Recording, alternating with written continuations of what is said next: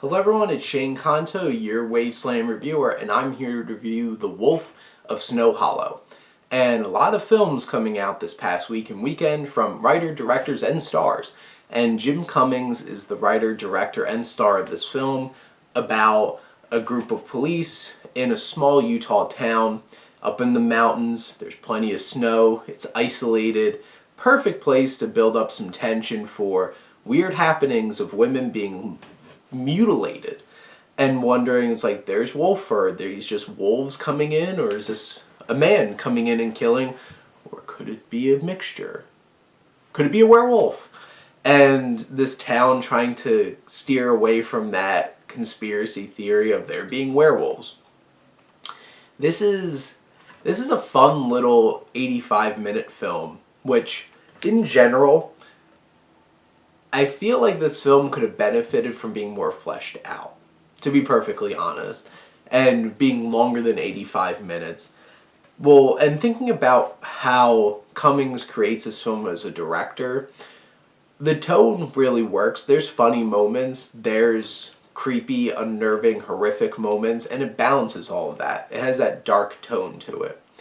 And it really captures like this beautiful look of this town and creates that isolation, so that works. Some of the pacing doesn't work, as like it feels like the film sags a bit in the second act and then boom, rushes into the third act, where the story could have had a little bit more time to flesh out to build up to where this film goes. Because I was legitimately surprised about where this film went and the mystery behind what is really going on in this town. And I thought what turns out to happen is very effective and unnerving and builds up to a really quality, suspenseful climax of the film. I really enjoyed that. But I felt like the film could have fleshed that out a bit more. And then from the screenplay, our main character has a lot of things going on that builds sympathy for him. But I feel like there could have been more time to flesh out some of those elements. And there's some underutilized elements, especially our main character's father, who played by the late Robert Forster, who's absolutely amazing in this film, as always.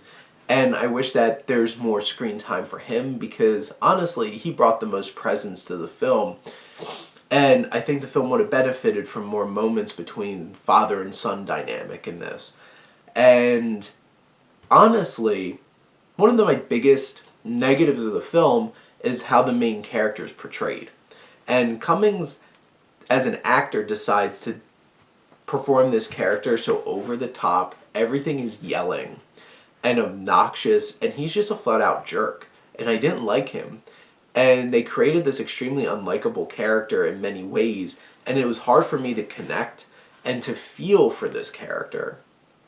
And that really took me out of the film a lot of the times, and to couple that with some of the lagging pacing in the second act.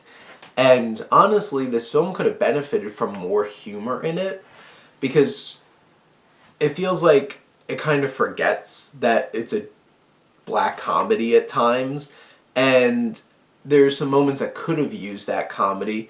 Or maybe it's because some of the comedy was just played off with just yelling and so obnoxious that didn't come off as funny.